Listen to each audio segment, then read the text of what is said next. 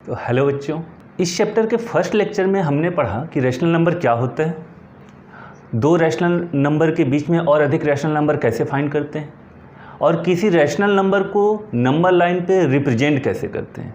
इसके बारे में हम लोगों ने फर्स्ट लेक्चर में सीखा। आज हम लोग पढ़ेंगे decimal representation of rational numbers, यानी किसी नंबर को अगर डेसिमल के रूप में एक्सप्रेस करें तो वो किस टाइप का होगा। तो decimal representation of rational number दो टाइप का होता है। First one terminating decimal,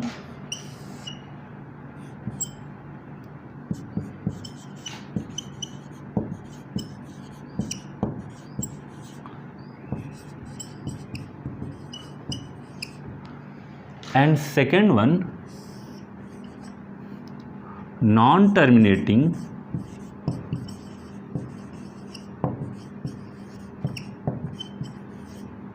repeating decimal.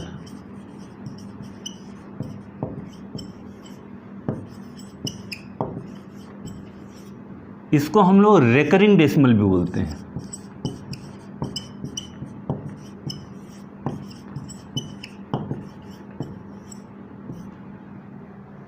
तो सबसे पहले बात करते हैं हम लोग टर्मिनेटिंग डेसिमल की, यानी अगर किसी रैशनल नंबर को जो कि p बाई क्यू के फॉर्म में है और p को q से हम लोग डिवाइड करें तो वो उसका डेसिमल एक्सप्रेशन कैसा होगा। जैसे एग्जांपल ले लें 1/2, 1 को अगर 2 से डिवाइड करें तो कितना आएगा 0.5। 1 को 2 से डिवाइड करें तो आएगा 0.5, यानी डेसिमल के एक प्लेस के बाद ये क्या कर गया, टर्मिनेट कर गया। टर्मिनेट करने का मतलब एंड होना, यानी ये कैसा डेसिमल है, ये टर्मिनेटिंग डेसिमल है, क्योंकि डेसिमल के एक प्लेस के बाद डिवीजन बंद हो गया, एंड हो गया, टर्मिनेट हो गया, तो ये टर्मिनेटिंग डेसिमल है। दूसरा एग्जांपल 1/4, ये क्या होगा 0.25, यानी 1 को हमने 4 से डिवाइड किया तो क्या आया 0.25। डेसिमल के 2 प्लेसेज के बाद डिवीजन क्या हो गया, बंद हो गया, टर्मिनेट हो गया, इसीलिए इसको क्या बोलेंगे, टर्मिनेटिंग डेसिमल।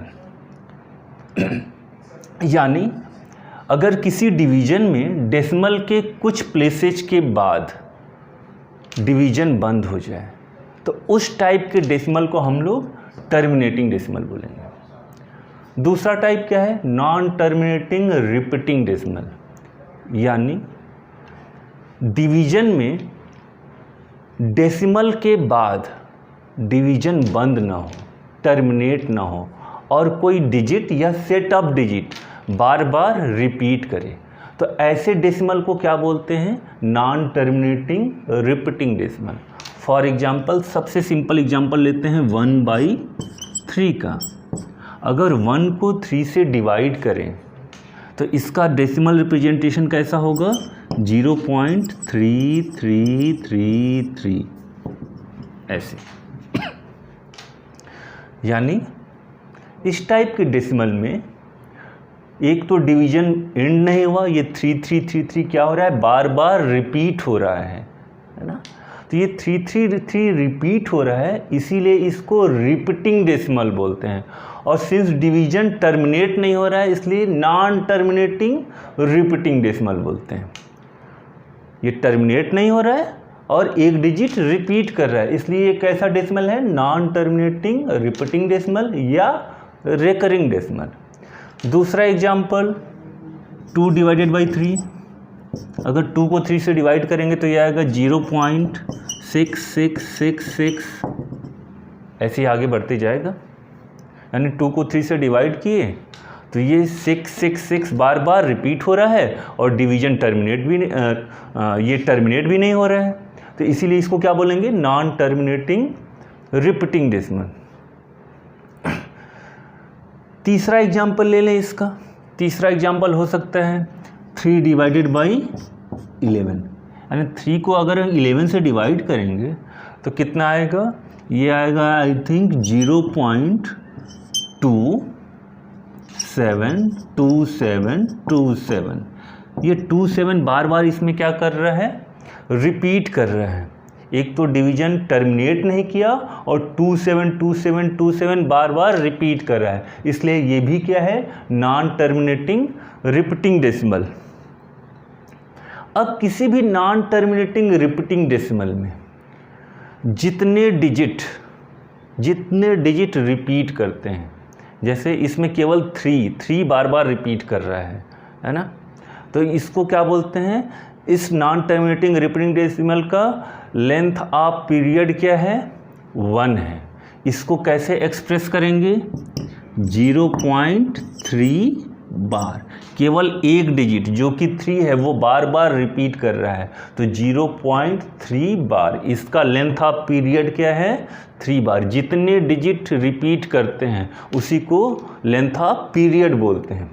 इसको हम कैसे लिख सकते हैं, केवल एक डिजिट बार बार रिपीट कर रहा है, वो भी कौन सा, 6, तो इसको कैसे एक्सप्रेस कर सकते हैं, 0.6 बार। इसमें लेंथ ऑफ पीरियड क्या है, 1, क्योंकि एक डिजिट रिपीट कर रहे हैं। इसको हम कैसे लिख सकते हैं कि 272727 केवल 2 डिजिट बार बार रिपीट कर रहा है, तो इसको लिख सकते हैं हम लोग 0.27 बार। तो इसमें लेंथ ऑफ पीरियड क्या हो जाएगा, 2, क्योंकि केवल 2 डिजिट बार बार रिपीट कर रहा है। तो लेंथ ऑफ पीरियड क्या होता है, बार वाले पार्ट में जितने भी डिजिट्स होते हैं वही क्या होता है, लेंथ ऑफ पीरियड। ये बार वाले पार्ट में 2 डिजिट हैं तो लेंथ ऑफ पीरियड 2, बार वाले पार्ट में केवल एक डिजिट है, लेंथ ऑफ पीरियड 1, और इसमें बार वाले पार्ट में केवल एक डिजिट है तो इसमें लेंथ ऑफ पीरियड 1 है। तो ऐसे नॉन टर्मिनेटिंग रिपीटिंग डेसिमल को हम लोग शॉर्ट फॉर्म में रिप्रेजेंट कर सकते हैं।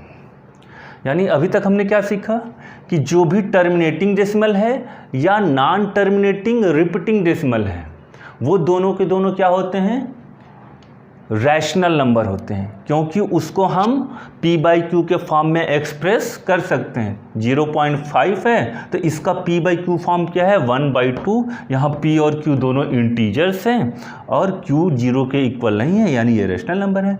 0.25 इसका p/q फॉर्म क्या है, 1/4। ये भी रैशनल नंबर है क्योंकि p और q इंटीजर्स हैं और q 0 के इक्वल नहीं। 0.3 बार ये नॉन टर्मिनेटिंग रिपीटिंग डेसिमल है और इसका p/q फॉर्म क्या है, 1/3। यहाँ भी p और q इंटीजर्स हैं और q 0 के इक्वल नहीं है। लास्ट वाला एग्जांपल भी देख सकते हैं, 0.27 बार ये नॉन टर्मिनेटिंग रिपीटिंग डेसिमल है और इसका p/q फॉर्म क्या है, 3/11। यहाँ p और q इंटीजर्स हैं और q 0 के इक्वल नहीं है। यानी जितने भी टर्मिनेटिंग डेसिमल हो या नॉन टर्मिनेटिंग रिपीटिंग डेसिमल हो, ये सारे के सारे डेसिमल्स क्या होंगे, रैशनल नंबर होंगे। अब हम सीखते हैं कि नॉन टर्मिनेटिंग रिपीटिंग डेसिमल को p/q के फॉर्म में कैसे एक्सप्रेस करें। तो इसको एक क्वेश्चन के थ्रू हम लोग सीखते हैं। तो पहला क्वेश्चन नोट कीजिए, question number 1, express 0.3 bar in the form of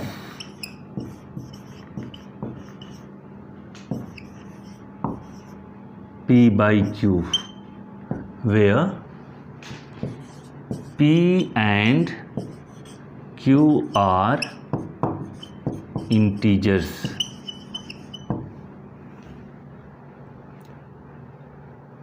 तो देखते हैं इसको कैसे करते हैं।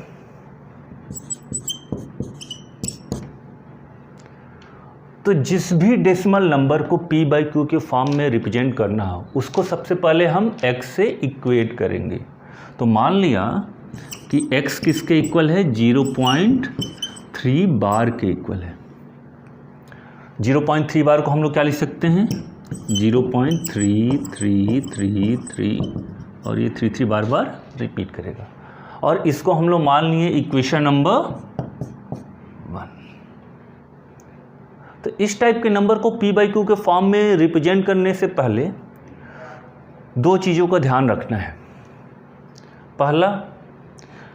पहला हम चेक करते हैं कि डेसिमल के बाद, ध्यान से सुनिएगा, डेसिमल के बाद कोई कितने ऐसे डिजिट्स हैं जिस पे बार नहीं लगा है।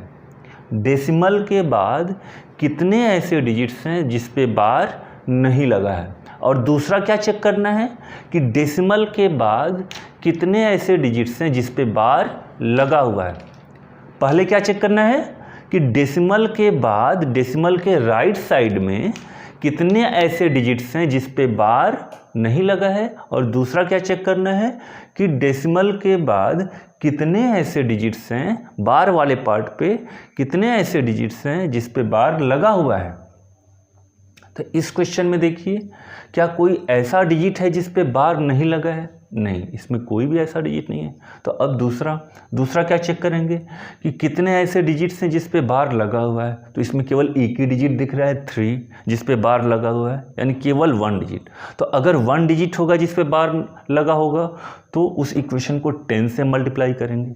अगर 2 डिजिट होगा जिस पे बार लगा होगा तो 100 से मल्टीप्लाई करेंगे। अगर हमारे पास 3 ऐसे डिजिट्स होंगे जिस पे बार लगा होगा तो किससे मल्टीप्लाई करेंगे? 1000 से। 4 होगा तो 10,000 से। मतलब जितने डिजिट्स पे बार लगा होगा तो 1 के आगे उतने ही जीरो लगा के उस इक्वेशन को मल्टीप्लाई कर देना है। तो इसमें केवल सिंगल डिजिट पे बार लगा हुआ है तो इस इक्वेशन को हम 10 से मल्टीप्लाई करेंगे। तो 10 मल्टीप्लाइड बाई इक्वेशन 1, तो क्या मिलेगा? 10x equals to. अब इसमें देखिए 10 से अगर मल्टीप्लाई करेंगे तो डेसिमल 1 प्लेस राइट साइड में शिफ्ट हो जाएगा। तो ये हो जाएगा 3.333। इसको लिख सकते हैं हम लोग 3.333 और ये 3 बार बार रिपीट कर रहा है। और इसको हम लोग रिप्रेजेंट कर सकते हैं 3.3 बार से, क्योंकि इसमें 3 केवल क्या कर रहा है? रिपीट कर रहा है। तो ये हो गया इक्वेशन नंबर 2। अब ध्यान से देखिए, दोनों इक्वेशन में डेसिमल के बाद इसमें भी 3 बार है और इसमें भी क्या है? 3 बार। यानी अगर हम सेकेंड से फर्स्ट को क्या कर दें? माइनस कर दें, तो ये 3 बार वाला पार्ट क्या हो जाएगा? एलिमिनेट। इस 3 बार वाले पार्ट के कारण ही हम इसको P/Q के फॉर्म में एक्सप्रेस नहीं कर पा रहे थे, लेकिन हमने उसी पार्ट को क्या कर दिया? एलिमिनेट कर दिया। तो क्या करेंगे? सबसे पहले सेकेंड इक्वेशन में से फर्स्ट इक्वेशन को माइनस करेंगे। तो सब्ट्रैक्टिंग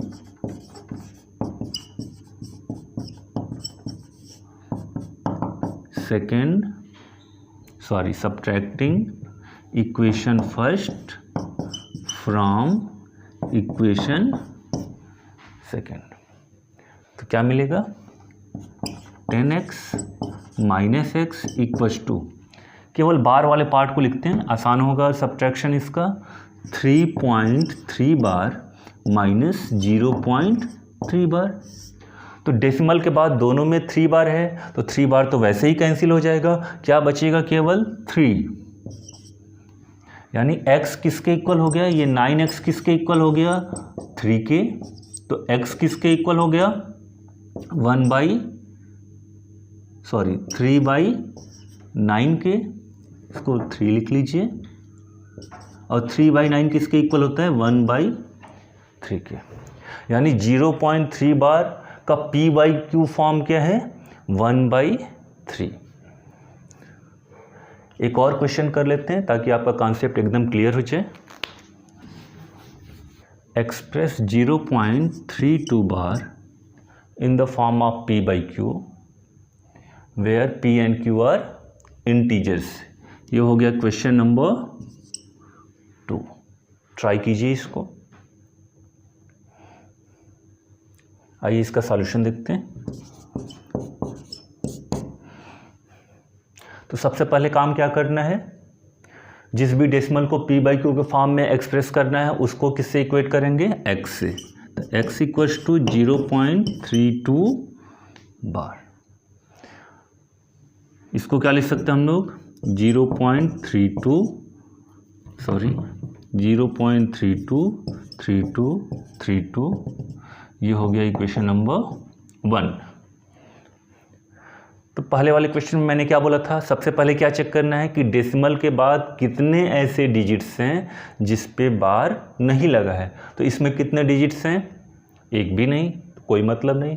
अब क्या चेक करेंगे सेकेंड पार्ट कि कितने ऐसे डिजिट्स हैं जिस पे बार लगा हुआ है। तो इसमें कितने डिजिट्स पे बार लगा है, 2 डिजिट पे। तो किससे मल्टीप्लाई करना है, 100 से। अगर एक डिजिट होता जिस पे बार लगा है तो किससे मल्टीप्लाई करते, 10 से।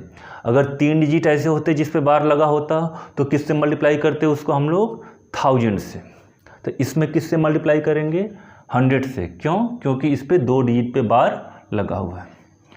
तो इक्वेशन फर्स्ट को हम 100 से मल्टीप्लाई करते हैं। तो 100 इंटू इक्वेशन 1, तो this becomes 100x equals to, और जब RHS में हम लोग 100 से मल्टीप्लाई करेंगे तो 0.2 प्लेस राइट साइड में शिफ्ट हो जाएगा। तो पॉइंट यहाँ से यहाँ आ जाएगा, यानी दिस बिकम्स 32.323232 32.3232, और इसको लिख सकते हैं हम लोग 32.32 बार, 32.32 बार। ये हो गया इक्वेशन नंबर। फिर जरा ध्यान से देखिए, इसमें भी डेसिमल के बाद डायरेक्ट 32 बार है, बार वाला पार्ट है, और इसमें भी डेसिमल के बाद 32 बार है, बार वाला पार्ट है। यानी इक्वेशन 2 से हम इक्वेशन 2 में से अगर 1 को क्या कर दें, सब्ट्रैक्ट कर दें, तो ये बार वाला पार्ट क्या हो जाएगा, एलिमिनेट हो जाएगा। तो क्या करते हैं, फर्स्ट को हम 2 में से सब्ट्रैक्ट करते हैं। तो सब्ट्रैक्टिंग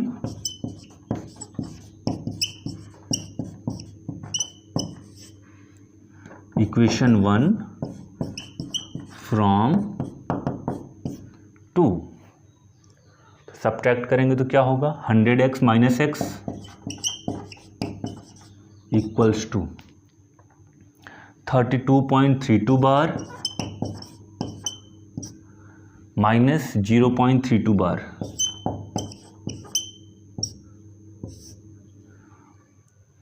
तो माइनस करेंगे तो पॉइंट के बाद दोनों में तो सेम है, सेम पैटर्न है। तो 32 बार क्या हो जाएगा, कैंसल, क्या केवल बचेगा 32।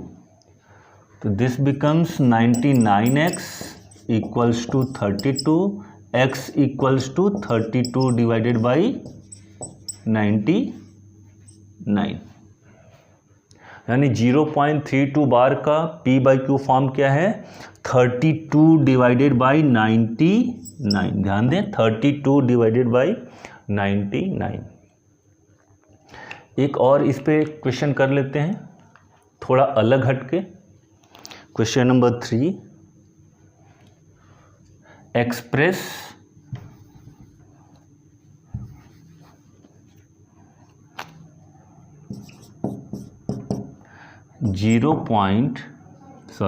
Express 2.321 bar in the form of p/q where p and q are integers. इसको ट्राई कीजिए आप लोग, क्वेश्चन नंबर 3 ट्राई कीजिए। चलिए इसका सॉल्यूशन देखते हैं।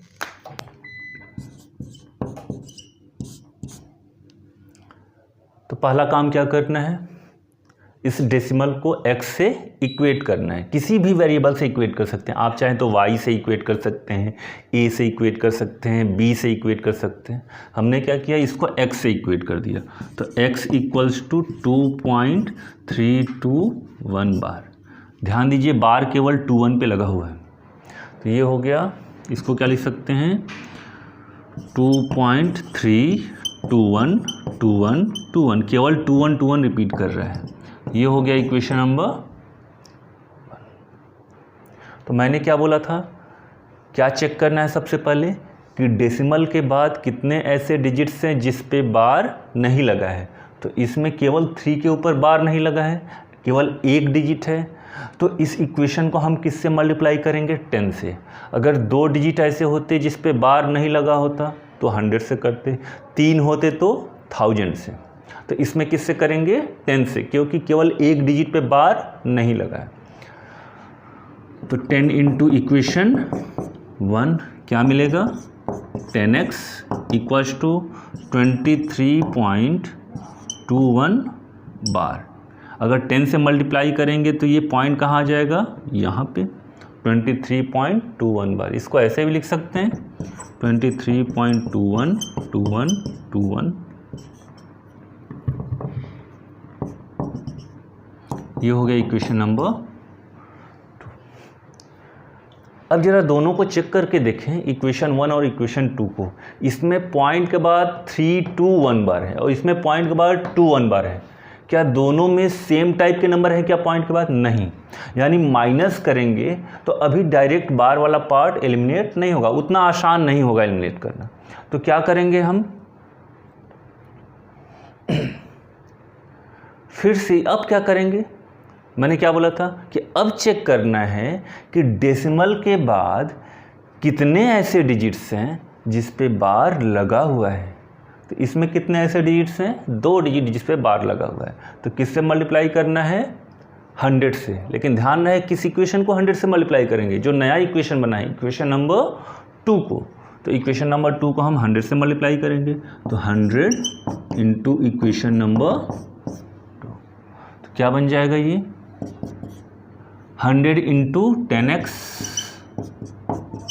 इक्वल्स टू, अगर इसमें 100 से मल्टीप्लाई करेंगे तो पॉइंट 2 प्लेस राइट साइड में शिफ्ट हो जाएगा, यानी पॉइंट यहाँ से उठ के यहाँ आ जाएगा। तो ये क्या बन जाएगा 2321 पॉइंट यहाँ आ चुका है, 0.2121, ऐसे ये 21 रिपीट करेगा। और इसको लिख सकते हैं हम लोग 2321.21, क्योंकि ये 21 बार बार रिपीट कर रहा है। ये हो गया इक्वेशन नंबर 3। अब जरा इक्वेशन 2 और 3 को जरा ध्यान से देखें। इसमें भी पॉइंट के बाद 21 बार है और इसमें भी पॉइंट के बाद 21 बार है, यानी थर्ड में से हम सेकेंड को माइनस करेंगे तो ये बार वाला पार्ट कैंसिल आउट हो जाएगा। तो क्या करते हैं, इक्वेशन सेकेंड को थर्ड से माइनस करते हैं। तो subtracting equation 2 from third, subtracting equation 2 from third. Equation 2 को हम थर्ड से सब्ट्रैक्ट कर दें तो क्या मिलेगा हमें, ये हो गया 1000x, तो 1000x minus 10x, 1000x minus 10x equals to, इसको माइनस कर लेते हैं तो 2321.21 बार, और क्या माइनस करना है 23.21 बार। माइनस करेंगे तो ये आ जाएगा 2298, 21 बार कैंसिल हो जाएगा। यानी यहाँ से क्या मिल गया हमको, माइनस किए तो 1000x minus 10x 990x equals to 2298। तो x equals to 2298 divided by 990। आप चाहें तो इसको स्टैंडर्ड फॉर्म में एक्सप्रेस कर सकते हैं, शायद ये दोनों 6 से डिवाइड हो जाएंगे। तो 2.321 बार का p/q फॉर्म क्या है 2298 डिवाइडेड बाई 990। आप इसको स्टैंडर्ड फॉर्म में, सिंपलेस्ट फॉर्म में कन्वर्ट कर लीजिएगा। तो आई थिंक आपको अच्छे से समझ में आ गया होगा। इस पे असाइनमेंट देंगे तो और प्रैक्टिस आप कर सकते हैं। तो यानी जितने भी नॉन टर्मिनेटिंग रिपीटिंग डेसिमल होते हैं वो सब के सब क्या होते हैं, रैशनल नंबर होते हैं। उसको p/q के फॉर्म में कन्वर्ट कर सकते हैं, या केवल जो टर्मिनेटिंग डेसिमल होते हैं वो भी रैशनल नंबर होते हैं, उसको भी हम p/q के फॉर्म में रिप्रेजेंट कर सकते हैं।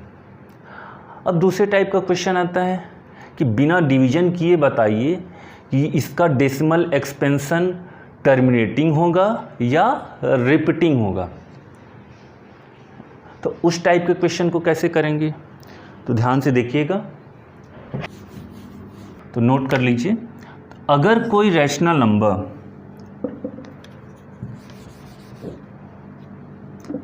अगर कोई rational number p by Q के फॉर्म में हो और वो भी एकदम सिंपलेस्ट फॉर्म में हो,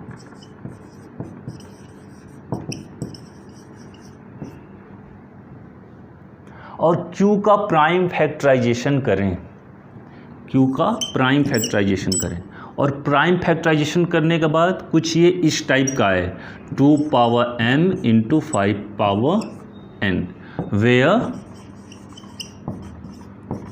m and n are whole numbers.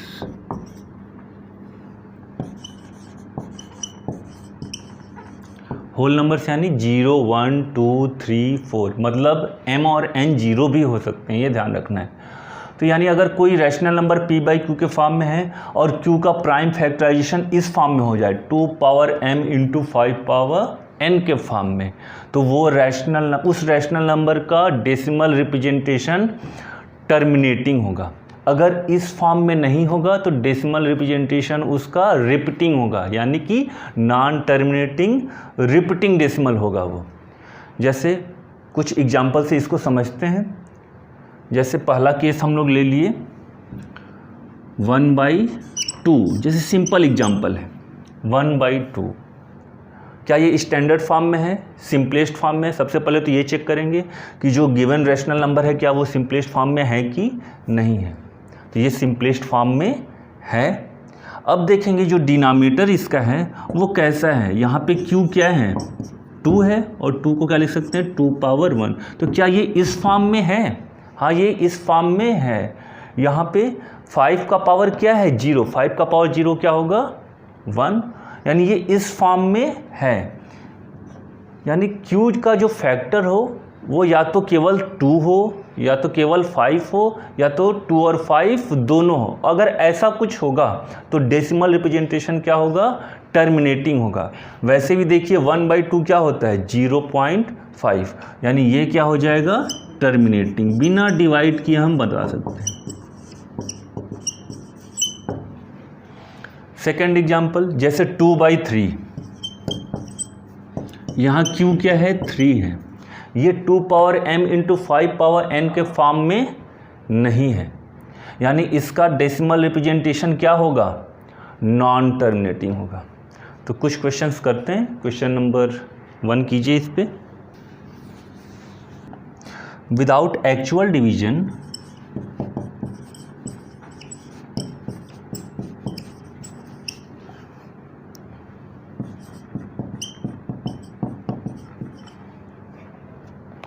find which of the following rationals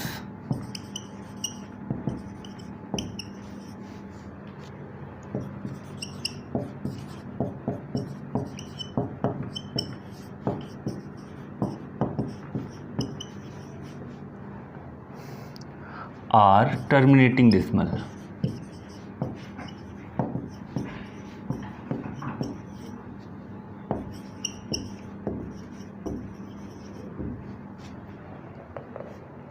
first one 7 divided by 24, second one 16 divided by 125, third one 13/80, and fourth one 18 divided by 75। Try कीजिए इसको।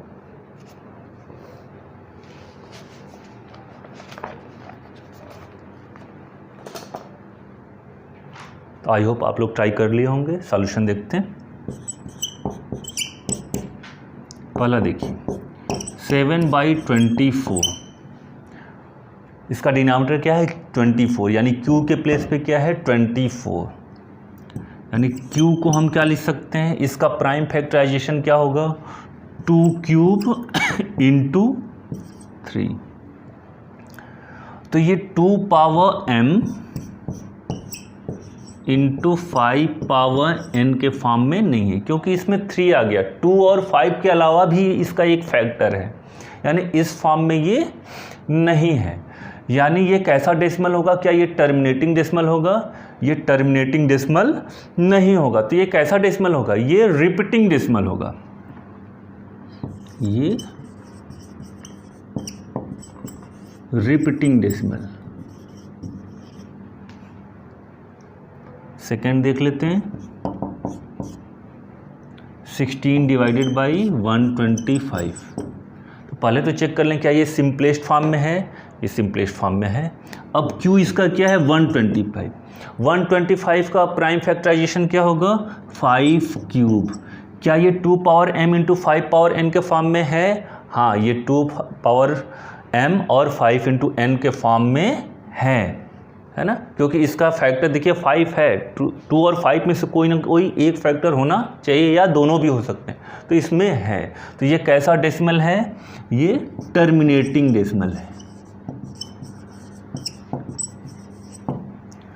Third one, 13/80। इसमें Q क्या है? 80। इसका prime factorisation क्या होगा? 2 power 4 into 5। तो 2 power 4 into 5, क्या ये 2 power m into 5 power n के फॉर्म में है? हाँ, ये 2 power m into 5 power n के फॉर्म में है। इसका फैक्टर 2 और 5 है। तो ये कैसा डेसिमल होगा? ये भी टर्मिनेटिंग डेसिमल होगा। And last one, fourth, 18/75। क्या ये स्टैंडर्ड फॉर्म में है? सिंपलेस्ट फॉर्म में है? नहीं, ये अभी सिंपलेस्ट फॉर्म में नहीं है। इसका सिंपलेस्ट फॉर्म क्या होगा? देखिए 3 से डिवाइड हो सकता है न्यूमरेटर डिनोमिनेटर, तो ये हो जाएगा 6 डिवाइडेड बाई 25। अब देखिए Q क्या है? 25। Q को क्या लिख सकते हैं? 5 पावर 2। देखिए ये 2 power m into 5 power n के फॉर्म में है, मतलब इसका फैक्टर 5 है। 5 और 2 के अलावा कोई दूसरा फैक्टर नहीं है। यानी ये भी कैसा डेसिमल होगा? टर्मिनेटिंग डेसिमल होगा।